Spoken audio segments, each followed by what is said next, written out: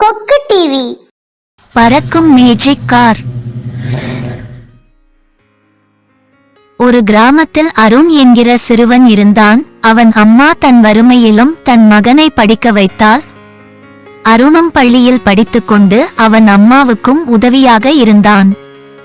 ஒரு நாள் பள்ளி முடித்து வீடு திரும்பும் வழியில் ஒரு பொம்மை வியாபாரி வந்தார்.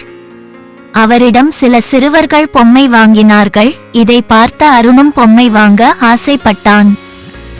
நம் அம்மா கஷ்டப்பட்டு நம்மளை படிக்க வைக்கிறார்கள், நாம் இந்த காசை செலவு செய்ய வேண்டாம். இவ்வாறு கூறிக்கொண்டு அருண் வீடு திரும்பினான். செல்லும் வழியில் ஒரு பொம்மை கார் இருந்ததைக் கண்டு கையில் எடுத்தான். அந்த பொம்மை காரை எடுத்துக்கொண்டு பொம்மை வியாபாரியிடம் சென்று கொடுத்தான். தம்பி, ரொம்ப நன்றி. இது என்னோட பொம்மை தான். உன் நல்ல உள்ளத்திற்கு இதை நீயே வைத்துக்கொள். நன்றி ஐயா. ஒரு நாள் காலை அருண் பள்ளிக்கு தாமதமாக புறப்பட்டான். பள்ளிக்கு நேரமாகிவிட்டது, இன்று முழுவதும் வெளியில்தான் நிற்க வேண்டும். இவ்வாறு அருண் சோகத்துடன் கூறியபோது அந்த பொம்மை கார் பெரியதாகிவிட்டது. என் மீது ஏறிக்கொள், சீக்கிரம் பள்ளிக்கு செல்லலாம். நீ எப்படி பேசுகிறாய்? நான் ஒரு பறக்கும் மந்திர கார். அப்படியா? சரி, நாம் பள்ளிக்கு செல்வோம்.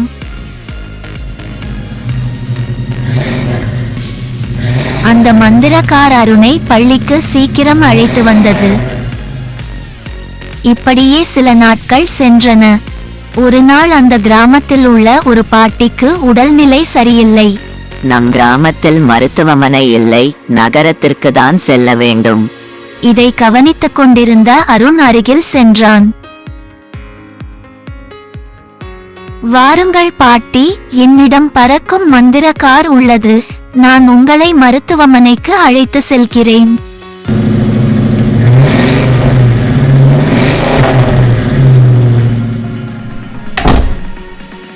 அருண், எனக்கு சரியான நேரத்தில் உதவி செய்தாய், மிகவும் நன்றி. அந்த மந்திர கார் உதவியுடன் அந்த கிராமத்தில் உள்ள மக்களுக்கு உதவி செய்து வந்தான். இதை கேள்விப்பட்ட அந்த கிராமத்தின் தலைவர் அருணின் நல்ல உள்ளத்திற்காக அருண் குடும்பத்தின் வறுமையை போக்க உதவி செய்தார். பின்னர் அருணும் அவன் அம்மாவும் வறுமையின்றி மகிழ்ச்சியோடு வாழ்ந்து வந்தனர். இந்த கதையிலிருந்து நாம் தெரிந்து கொள்வது என்னவென்றால், நம்மால் முடிந்த உதவியை பிறருக்கு செய்தால் நமக்கு உதவி கிடைக்கும் என்பதாகும். ராட்சச கோழி. கண்ணன் கோழி வியாபாரம் செய்து வந்தான். கண்ணன் கோழிகளுக்கு சுகாதாரமான இயற்கை உணவுகள், பழங்கள், தானியங்கள் போன்றவற்றை கொடுத்து வந்தான்.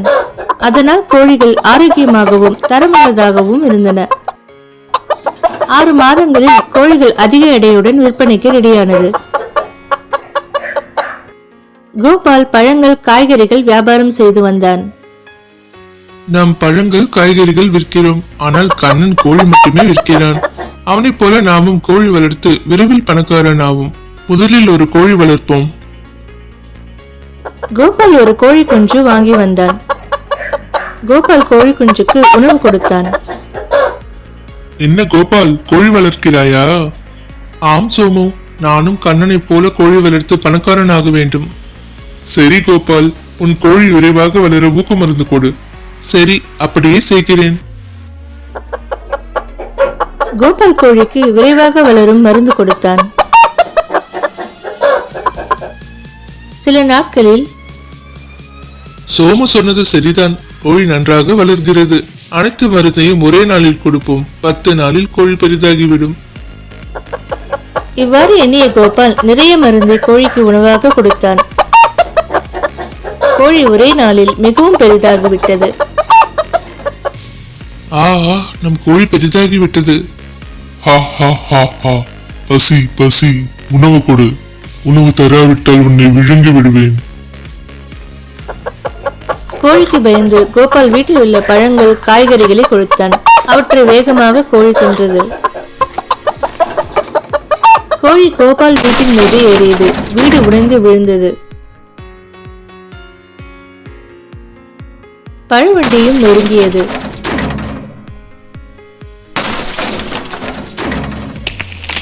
கோழி பக்கத்து தோட்டங்களை அழித்தது. இதை ஊர் மக்கள் பார்த்தனர்.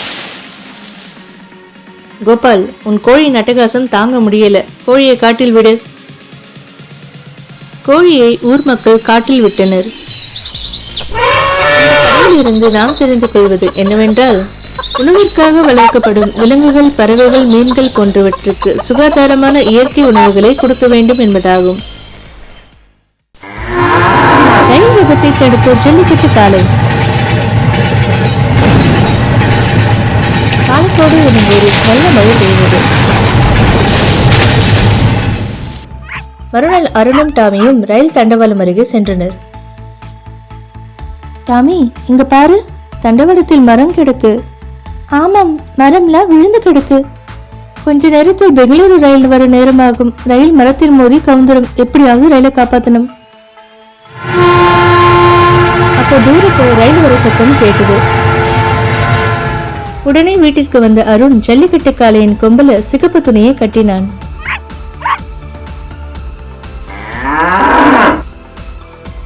வா, போய் ரயில நிறுத்தணும்.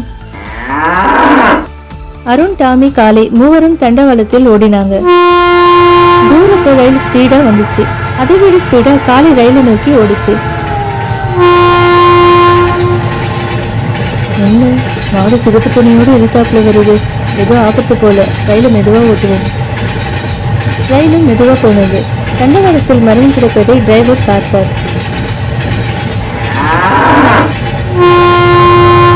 உடனே ரயிலை நிறுத்தி மரம் கிடக்கும் இடத்துக்கு போனார். அங்கு அருணும் டாமியும் இருப்பதை பார்த்தார். தம்பி, இந்த காளை யாருடையது? காளை என்னோடதான் யா. நான் தான் சிகப்பு துணியை காளையின் கொம்புல கட்டினேன். தம்பி, நீ சரியான நேரத்துல ரயில்ல விபத்துல இருந்து காப்பாத்தின. உனக்கும் காளைக்கும் அரசாங்க பரிசுக்கு சிபாரிசு பண்றேன். ரயில்ல வந்தவங்க எல்லாரும் அருணை பாராட்டினாங்க. எல்லோரும் காளையுடன் சேர்ந்து மரத்தை நகர்த்தினாங்க. ரயிலும் புறப்பட்டு போச்சு. இந்த கதையில் இருந்து நாம் தெரிந்து கொள்வது, நாம் புத்திசாலித்தனத்தால் எந்த ஆபத்தையும் சமாளிக்கலாம் என்பதாகும். மந்திர காலணிகள். மோகன் தன் தாத்தாவோடு வசித்து வந்தான். ஒரு நாள் மோகனை அழைத்த அவனது தாத்தா, மோகன், எனக்கு வயதாகி விட்டது. வேலை எதுவும் செய்ய முடியாது. நான் புண்ணிய ஸ்தலங்கள் சென்று வருகிறேன். நீ ஏதாவது வேலைக்கு போ. சரி தாத்தா, நீங்கள் பத்திரமாக போய் வாருங்கள். வீட்டில் ஒரு பெட்டி வைத்துள்ளேன். உனக்கு ஏதாவது கஷ்டம் வந்தால் மட்டும் பெட்டியில் உள்ளதை எடுத்து உபயோகிக்கவும். அது உன்னை தவிர வேறு யாருக்கும் பயன்படாது. சரி தாத்தா. மோகன் வேலை கேட்டு ஒரு விவசாய பண்ணை முதலாளியிடம் சென்றான். ஐயா, உங்கள் தோட்டத்தில் வேலை ஏதாவது கொடுக்க முடியுமா? இங்கு எல்லா வேலைக்கும் ஆட்கள் இருக்கிறார்கள். தென்னை மரம் ஏறி தேங்காய்கள் பறிக்கத்தான் ஆட்கள் இல்லை. அந்த வேலை உன்னால் செய்ய முடியுமா? செய்கிறேன் ஐயா. சரி, நாளை தென்னந்தோப்பு சென்று தேங்காய்களை பறித்து வை. சரிங்க ஐயா, நாளை வருகிறேன். எனக்கு மரம் ஏற தெரியாது, ஆனாலும் வேலைக்கு வரேன்னு சொல்லிட்டேனே, இப்ப என்ன பண்றது? வீட்டிற்கு வந்த மோகன் வேலைக்கு செல்லும் முன் வீட்டில் உள்ள தென்னை மரத்தில் ஏறி பார்க்கலாம் என்று எண்ணி மரத்தில் ஏற முயற்சித்தான். அவனால் எவ்வளவு முயற்சித்தும் ஏற முடியவில்லை. மறுநாள், என்னால் மரம் ஏற முடியாது, வேறு என்ன செய்யலாம்? தாத்தா சொன்ன பெட்டியில் என்ன வைத்திருக்கிறார் என்று பார்ப்போம். அதில் பணம், நகைகள் வைத்திருந்தால் அவற்றை வைத்து ஏதாவது தொழில் செய்வோம். மோகன் பெட்டியை திறந்து பார்த்தான். அந்த பெட்டியில் ஒரு ஜோடி காலணிகள் மட்டுமே இருந்தது. அதை பார்த்த மோகன், இந்த பெட்டியில் காலணிகள் தான் இருக்கிறதா? சரி, இதை அணிந்து கொண்டு வேறு வேலை கிடைக்கின்றதா என்று தேடுவோம். காலணிகளை அணிந்து கொண்டு வெகு தூரம் சென்ற மோகன் ஒரு மாமரத்தின் அடியில் நின்றான். பசியாக உள்ளது. நமக்கு மட்டும் இந்நேரம் மரம் ஏற தெரிந்திருந்தால் மாம்பழங்களையாவது பறித்து உண்ணலாம். அவன் அவ்வாறு எண்ணியவுடன் மோகன் பறந்து மாமரத்தின் மீது நின்றான். மரத்தில் சில பழங்களை பறித்த பின் மந்திர காலணிகள் சக்தியால் கீழே இறங்கினான். பின் முதலாளியின் தோப்பிற்கு சென்றான். மந்திர காலணிகள் உதவியுடன் மரத்தில் நிறைய தேங்காய்களை பறித்தான்.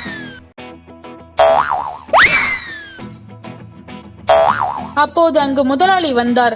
மோகன், நிறைய காய்கள் பறித்து விட்டாய். மற்றவைகளை நாளை பறித்துக் கொள்ளலாம். இந்த கூலி பணம். மறுநாள் மோகன் வேலைக்கு செல்லும் வழியில் சிறுவன் ஒருவன் ஆற்று நீரில் விழுவதை பார்த்தான். நமக்கு நீச்சல் தெரியாதே, இப்ப என்ன செய்யறது? இவ்வாறு மோகன் எண்ணியவுடன் அவனாகவே தண்ணீரின் மேல் பறந்து சென்று சிறுவனை காப்பாற்றினான். மோகன், என் மகனை ஆற்றிலிருந்து காப்பாற்றினாய், மிக்க நன்றி. இந்த பணத்தை பெற்றுக்கொள். மிகவும் நன்றி. பணம் வேண்டாம். ஆபத்தில் இருப்பவர்களுக்கு உதவி செய்வது நமது கடமையாகும். தாத்தா எனக்கு கொடுத்த காலணிகள் மிகவும் உதவியாக உள்ளது. இவற்றை மரம் ஏறுவதற்கும் பிறருக்கு உதவிகள் செய்ய மட்டுமே பயன்படுத்துவேன். இந்த கதையிலிருந்து நாம் தெரிந்து கொள்வது என்னவென்றால், நமக்கு கிடைக்கும் எந்த ஒரு பொருளையும் நமது அவசிய தேவைக்கு பயன்படுத்துவதோடு பிறருக்கு உதவிகள் செய்யவும் பயன்படுத்தினால் நம்முடைய மகிழ்ச்சி அதிகரிக்கும் என்பதாகும். அருணும் டாமியும். ராஜு வேலைக்கு சென்றுவிட்டு வீட்டிற்கு சைக்கிளில் வந்தார்.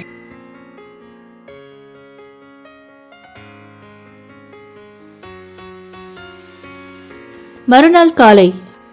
என்ன, இங்கிருந்து சைக்கிளை காணவில்லை? சைக்கிளை யாரும் திருடியிருப்பார்கள். ஆம், நம் சைக்கிளை திருடன் திருடியிருப்பான். போலீசிடம் சொல்வோம். ராஜு, சைக்கிளை எங்கே வைத்தாய்? ஐயா, சைக்கிளை இங்குதான் எப்போதும் வைப்பேன். 2 நாட்களில் உன் சைக்கிள் திருடியவனை கண்டுபிடித்து விடுகிறேன். இதை அருணும் டாமியும் பார்த்து கொண்டிருந்தனர். டாமி, ராஜு அங்கிள் சைக்கிளை நாம் கண்டுபிடிப்போம். அருணும் டாமியும் ராஜுவின் சைக்கிளை தேடி சென்றனர். அப்போது டாமி சைக்கிளின் பெடல் ஒன்று இருப்பதை பார்த்தது. இது ராஜுவின் சைக்கிள் பெடலாக இருக்கலாம். இதை வைத்து சைக்கிளை கண்டுபிடிப்போம். டாமி, நில். இந்த சைக்கிள் ராஜுவின் சைக்கிள் இல்லை. இதில் இரு பக்கமும் பெடல்கள் உள்ளன.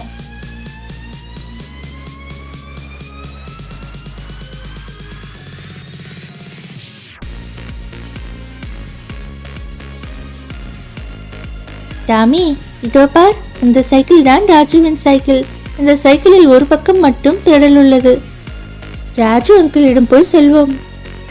அங்கிள், உங்கள் சைக்கிளை கண்டுபிடித்து விட்டோம். போலீசிடம் சென்று திருடனை பிடிப்போம். டேய், நீதானே இந்த சைக்கிளை திருடினாய்? ஐயா, இது என்னோட சைக்கிள். அருண், இது ராஜுவின் சைக்கிள் என்று எப்படி சொல்கிறாய்? இந்த பெடல் ராஜு அங்கிள் வீட்டில் அருகில் இருந்தது. இதை டாமி மோப்பம் பிடித்து இந்த சைக்கிள் இருந்ததை கண்டுபிடித்தது. ஐயா, நான் தான் சைக்கிளை திருடி வரும்போது ஒரு பெடல் கீழே விழுந்து விட்டது.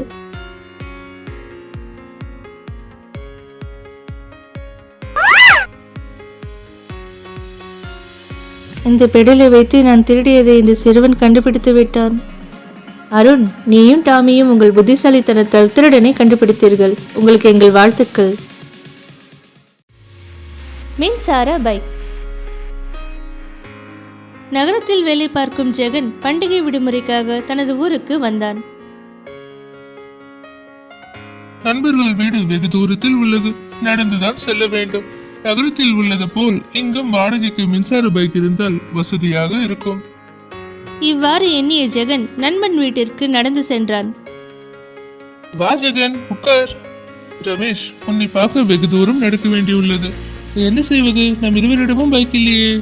ரமேஷ், நாம் நகரத்தில் உள்ளது போல் இங்கு வாடகைக்கு மின்சார பைக் கம்பெனி ஆரம்பிக்கலாம். நமக்கும் நல்ல வருமானமும் கிடைக்கும். நம்ம ஊர் மக்களும் பயன்பெறுவார்கள். அதுவும் சரிதான், அப்படியே செய்வோம்.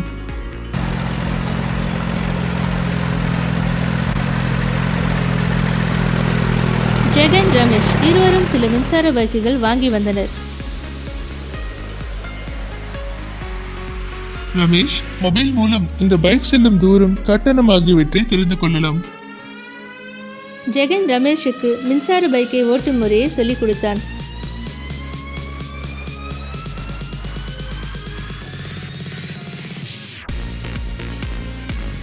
புதுமையான மின்சார பைக்கை அந்த ஊரில் உள்ள அனைவரும் தங்களது தேவைக்கு பயன்படுத்தினார்கள். அதனால் அவர்கள் செல்ல வேண்டிய இடங்களுக்கு குறைந்த செலவில் சென்று வந்தனர். ஜெகன், என்னப்பா இந்த பைக் புதுமையாக உள்ளது? அண்ணே, இந்த பைக் மின்சாரத்தில் இயங்கும். குறைந்த செலவில் நாம் செல்ல வேண்டிய இடங்களுக்கு சென்று வரலாம். மின்சாரத்தில் இயங்குவதால் சுற்றுச்சூழல் மாசுபடாது. இதற்கு ஓட்டுநர் உருவம் தேவையில்லை. ஓ, அப்படியா? நீ நம் ஊருக்கு நல்லது செய்துள்ளாய். ஜெகன், ரமேஷ் இருவருக்கும் மின்சார பைக் மூலம் நல்ல வருமானம் கிடைத்தது. இந்த கதையில் இருந்து நாம் தெரிந்து கொள்வது என்னவென்றால், பெரிய நகரங்களில் உள்ள நவீன வசதிகள் சிறிய ஊர்களுக்கும் நாம் முயற்சி செய்தால் கிடைக்கும் என்பதாகும். முட்டை திருடன். ராஜுவின் கோழி பண்ணையில் கேசவன் வேலை பார்த்து வந்தான். நான் நிறைய வேலை பார்க்கிறேன், ஆனால் சம்பளம் தான் மிகவும் குறைவு. முதலாளி, சம்பளம் போதவில்லை, கொஞ்சம் கூட கொடுங்களேன். முட்டைகள் விலை குறைவாக உள்ளது, அதனால் இப்போது சம்பளம் கூடுதலாக கொடுக்க முடியாது. பண்ணையில் சம்பளம் கூடுதலாக கிடைக்காது போல, இனி முட்டைகளை திருடித்தான் விற்க வேண்டும். இவ்வாறு எண்ணிய கேசவன் பண்ணையில் சில முட்டைகளை எடுத்து செடிகளின் அடியில் மறைத்து வைத்தான். கேசவன் முட்டைகளை தினசரி செடிகளின் அடியில் மறைத்து வைத்தான். முட்டைகள் நிறைய உள்ளது, முதலாளி இல்லாத சமயம் பார்த்து இவைகளை விற்றுவிடலாம். இப்படியே சில நாட்கள் ஆனது. இந்த முட்டைகளை எல்லாம் பார்த்த கோழி ஒன்று, என்ன முட்டைகள் இங்கே உள்ளது? சரி, இவைகளை அடைக்காத்து குஞ்சு பொரிப்போம். இதே போன்று மேலும் சில கோழிகளும் முட்டைகளை அடைக்காத்தன. கேசவா, என்ன முட்டைகள் குறைவாக உள்ளது? யாரும் திருடி இருப்பார்களோ? யாரும் திருடி இருக்க மாட்டார்கள், நான் தான் காவல் இருக்கிறேனே. ஆம், அதுவும் சரிதான்.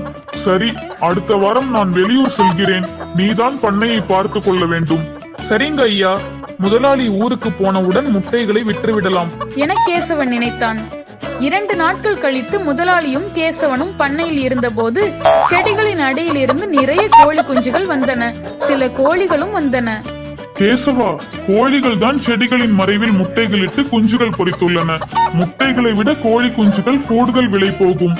இனிமேல் நாம் முட்டைகளாக விற்பதை விட கோழி குஞ்சுகளாக விற்பனை செய்வோம். இனி உனக்கு மாதம் 500 ரூபாய் கூடுதல் சம்பளம் தருகிறேன். ஐயா, என்னை மன்னித்து விடுங்கள். உங்கள் நல்ல குணம் தெரியாமல் முட்டைகளை நான் தான் திருடி மறைத்து வைத்தேன். இனிமேல் அது மாதிரி செய்ய மாட்டேன். என்னை மன்னித்து ஏற்றுக்கொள்ளுங்கள் ஐயா. நீ சம்பளம் போதாமல் முட்டைகளை திருடியது தவறுதான். ஆனாலும் நீ செய்த காரியத்தினால் நாம் கோழி குஞ்சுகள் வியாபாரம் செய்யும் எண்ணம் வந்தது. தெரிந்தோ தெரியாமலோ நீ எனக்கு நன்மைதான் செய்திருக்கிறாய். இனி லாபம் அதிகரித்து உனக்கு சம்பளம் கூட கிடைக்கும். இதிலிருந்து நாம் தெரிந்து கொள்வது என்னவென்றால், உழைப்புக்கேற்ற ஊதியம் கிடைக்கவில்லை என்பதற்காக தவறான வழியில் செல்லக்கூடாது என்பதாகும்.